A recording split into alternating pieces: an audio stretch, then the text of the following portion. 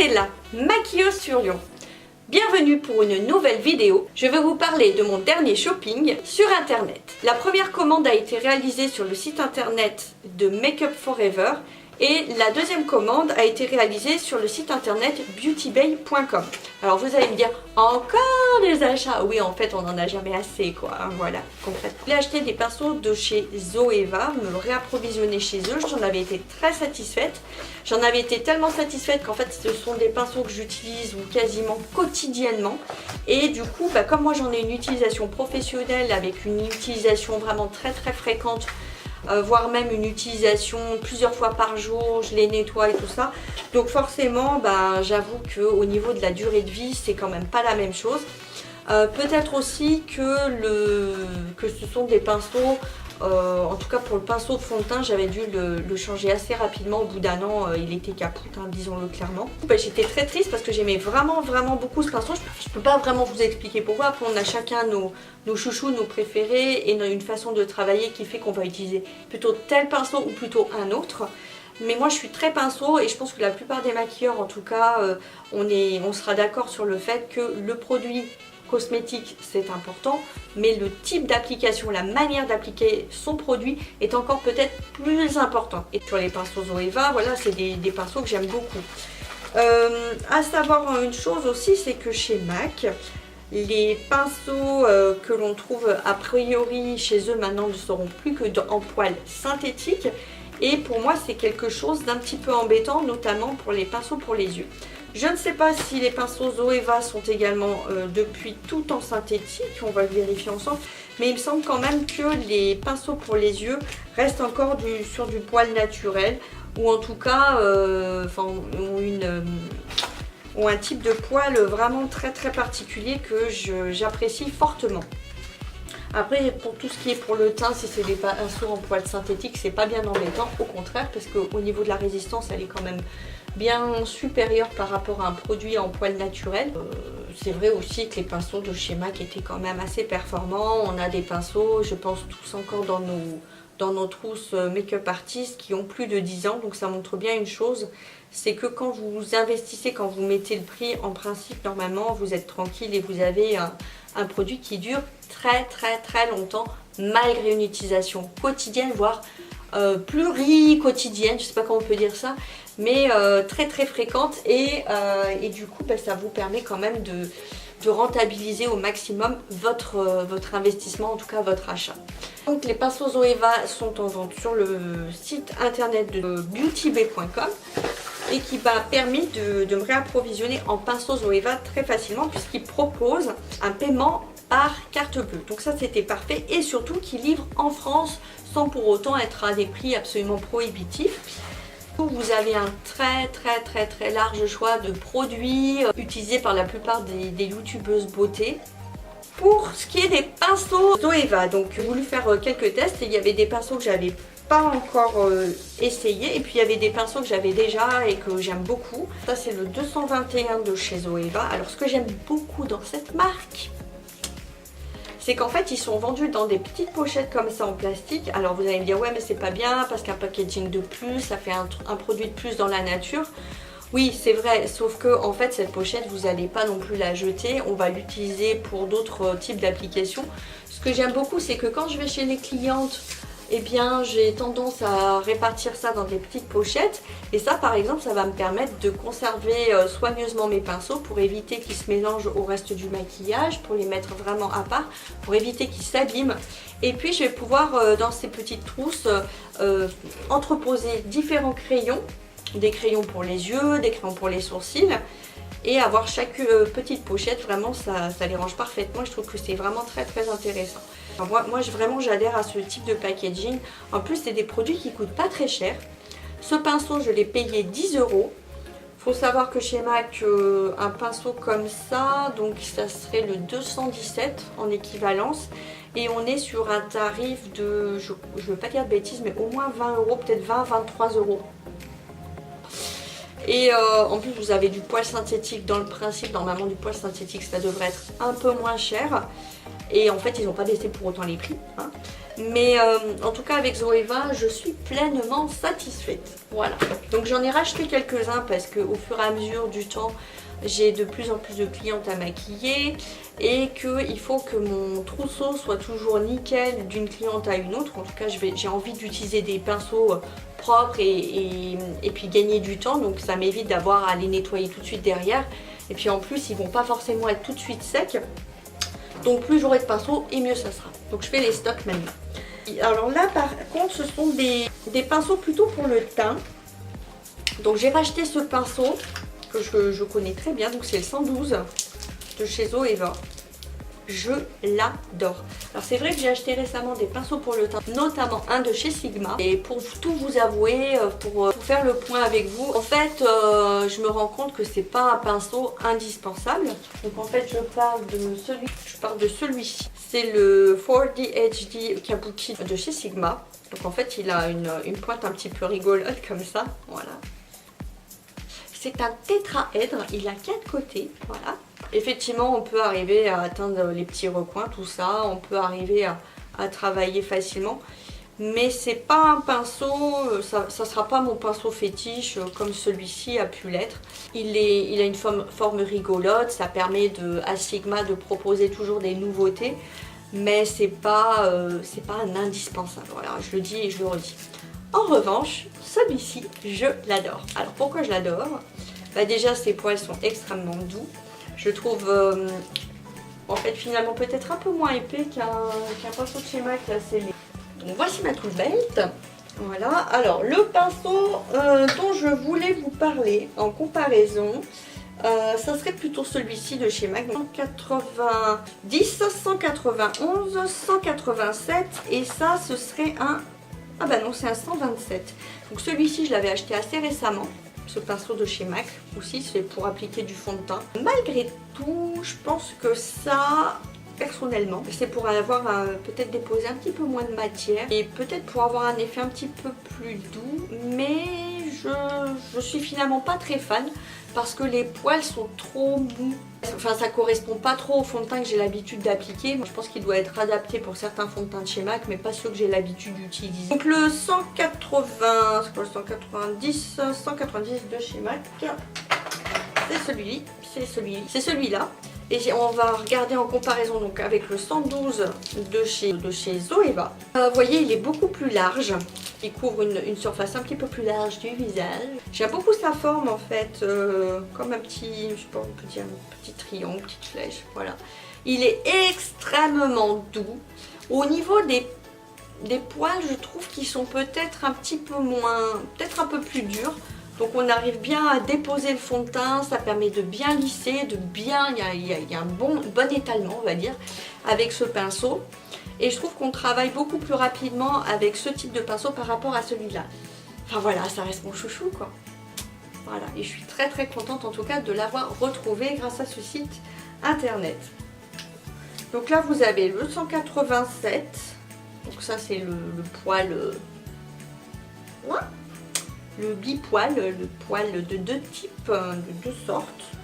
Le 188, c'est le petit bébé du 187, voilà. Donc ça c'est plutôt pour les blushs si on veut une application très légère. Ensuite, vous avez donc le 189, donc c'était celui-ci de chez MAC. Hop, hop, hop. Celui-là j'aime beaucoup malgré tout. C'est dommage qu'ils n'aient pas continué à le faire. Là, vous aviez donc le 191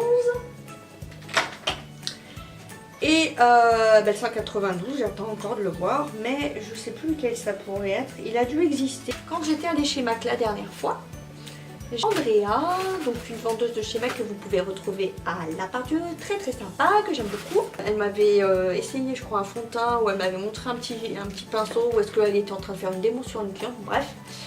Et il y avait un petit pinceau assez sympa et tout qu'elle avait, que je me suis dit bah tiens je vais le tester, mais je crois qu'elle en avait plus. Du coup j'avais pris ce pinceau, voilà, je me suis dit bah je vais le tester, mais bon comme je vous ai dit il est peut-être moins adapté pour le type de fond de teint que j'ai l'habitude d'utiliser. Et les maquilleurs MAC ont tendance à avoir, ou en tout cas à utiliser ce genre de petits pinceaux. Voilà. Sauf que chez MAC, il coûte, je pense... Alors attendez, je vais vous dire ça, combien est-ce qu'il coûte le pinceau de chez MAC. Le 150, 187... Alors voilà, donc c'est le pinceau... je dis pas de bêtises. Ouais, c'est ça, quoi. Il vaut 36,50 €. C'est quand même déjà une belle somme. Et il me semble que sur Zoeva, ça doit coûter quoi, 15-16 €. Donc bon... En fait, ce petit pinceau, je pense l'utiliser plutôt, vous voyez, hop, plutôt pour cette zone-là, pour appliquer mon fond de teint. Et puis c'est vrai qu'il est quand même assez agréable. Là, on est sur un 109 Face Paint vegan. Donc ça veut dire qu'il n'y a aucun poil issu d'un animal quel qu'il soit. C'est uniquement du poil synthétique. Et ensuite, en dernier pinceau de chez Zoeva, nous avons le 116 Teardrop Cover. Ça se présente comme ça, ce petit pinceau. Hop. Et je l'ai acheté éventuellement en remplacement d'un pinceau de chez Sephora que j'aime beaucoup, mais qui commence à tirer un peu la gueule, on va dire ça comme ça. C'est celui-là de chez Sephora. Bon, bah au niveau des poils, vous voyez, il y a du vécu. Enfin, je préfère les pinceaux quand même avec des manches, avec un vrai manche, plutôt que les petites brosses. Et en fait, c'est la sensation, par contre, on va la retrouver, cette sensation avec ce genre de petits pinceaux. Voilà. Je vais avoir tendance à travailler avec ça pour avoir un effet vraiment polissoir. Je pense que ça sera parfait. Ça, c'est le pinceau 116 Teardrop Cover. À présent, nous allons passer à mon paquet de chez Make Up For Ever France. Je me suis rendu compte en l'ouvrant qu'il était vraiment très bien emballé. Donc ça, c'est plutôt une bonne surprise. Parce que des fois, quand on commande sur internet, il y a un peu de tout. Hein. Franchement, je vous le dis.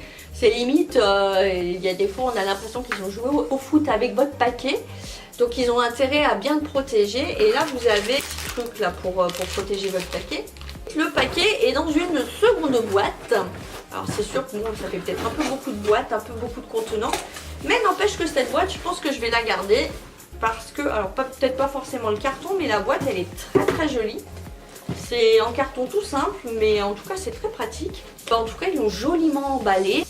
On est sur du luxe, hein, disons-le clairement. C'est pas la même expérience, on va dire, d'achat quand vous allez chez Make Up For Ever. Bon, après, c'est vrai qu'au niveau de la présentation, c'est pas la même chose. Mais ceci dit, c'est noble aussi parce qu'en fait, quand vous allez chez Make Up For Ever, ils vous proposent des petits sacs comme ça. En plus, ils sont gratuits, ils vous les donnent. Hein, et on vous met les produits dedans. Donc finalement, c'est pas plus mal parce que c'est quand même beaucoup plus écologique. C'est pas du plastique, ça à long terme, ça aura pas vraiment, je pense, d'impact sur la nature. Et puis là, alors ensuite, donc mon petit paquet, et ben je vais l'inaugurer avec vous. Waouh! Alors donc ça se présente comme ça, la petite boîte, vous voyez. Donc ils ont bien fait les choses chez Make Up For Ever France. Et puis ils vous l'ont emballé comme ça dans un petit papier de soie. Je trouve ça absolument divin. Hein. C'est une œuvre d'art, on n'a limite pas envie de l'ouvrir. Mais on va le faire quand même, hein. Voilà, je vais le faire devant vous. Il y a un petit sticker, ce qu'il faut enlever.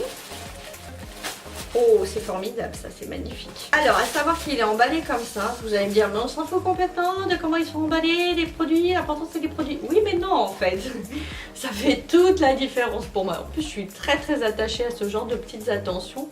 Et vraiment, on a l'impression, en fait, que quand vous avez passé commande, c'est comme si, quand vous recevez votre commande, c'est comme si vous, c'est comme si c'était votre anniversaire et c'est toujours, j'avoue, un plaisir de déballer votre paquet. Surtout que ce sont des produits quand même assez chers. Enfin voilà, on va pas s'amuser à acheter ça tous les jours. Et quand vous vous offrez en tout cas un produit de beauté, souvent bah, vous prenez ça aussi sur un budget loisir, sur un budget. C'est-à-dire que si vous utilisez cet argent pour votre maquillage, vous l'utiliserez malheureusement pas pour autre chose. Donc on a envie aussi de se sentir en tant que cliente, voilà, un peu soignée également. Donc voilà, c'est quand même important la manière d'emballer les produits. Donc vous avez un premier petit papier de soie comme ça, puis il y en a un deuxième. Oui, je trouve ça génial. Voilà. Puis ça fait toute la différence. Regardez ça, regardez la qualité d'emballage, quoi. C'est magnifique. C'est magnifique.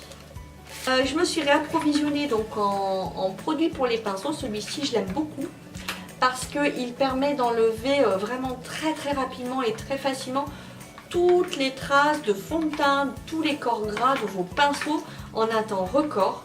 Par contre, il faut vraiment en mettre très peu et puis après vous passez sur un petit mouchoir comme on a l'habitude de faire. Donc ça, j'en ai racheté, mais surtout ce qui m'intéressait, des houppettes de couleur noire. Bizarrement, je m'étais rendue au salon là, du maquillage il y a quelques jours à New York en me disant ouais chouette, youpi, je vais pouvoir faire les stocks, je vais en acheter plein, je vais en acheter une dizaine. Et en fait, de grosses déceptions. Il y avait beaucoup de marques qui proposaient effectivement des houpettes, mais elles étaient toutes de couleur blanche.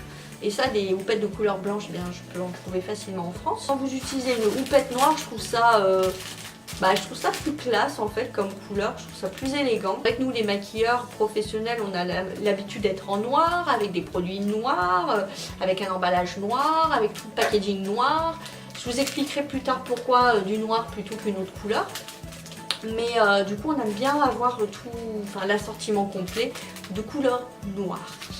Et du coup j'en avais pas trouvé et je suis allée du coup sur le site internet Makeup Forever et puis finalement j'ai trouvé que c'était pas un prix si exorbitant que ça, surtout que moi j'ai des réductions.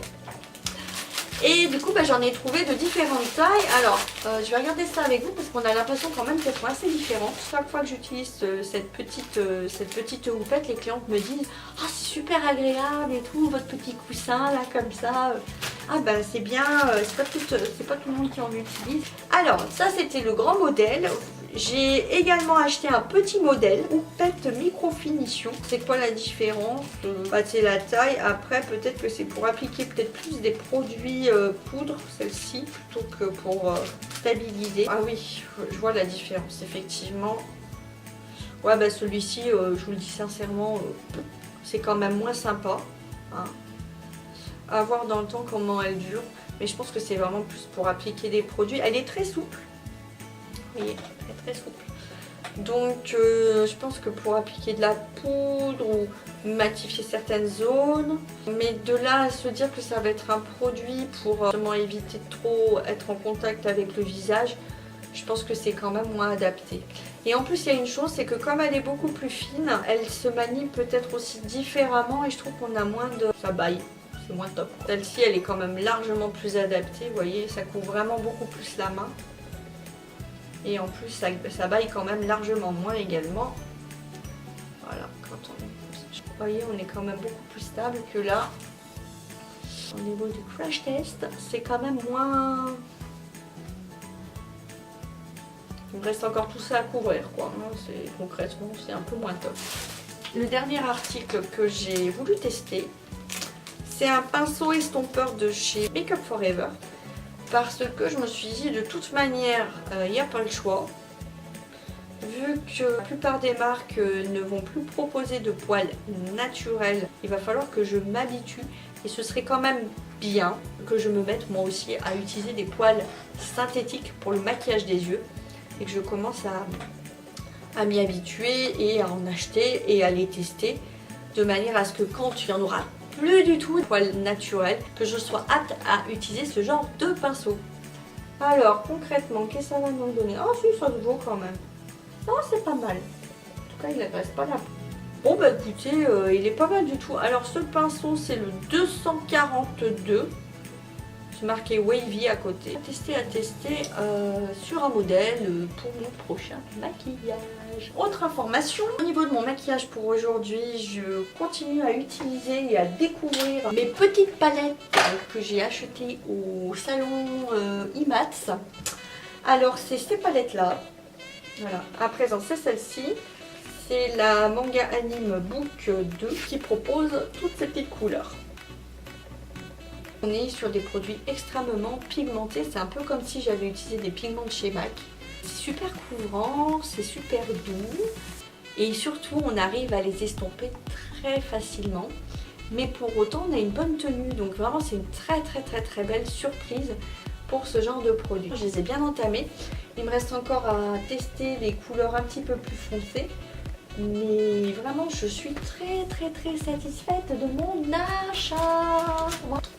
Et voilà, Voilà, c'est tout pour aujourd'hui. J'espère que cette vidéo sur mon dernier shopping vous aura plu. Je vous dis à très bientôt pour une nouvelle vidéo. En attendant, prenez soin de vous.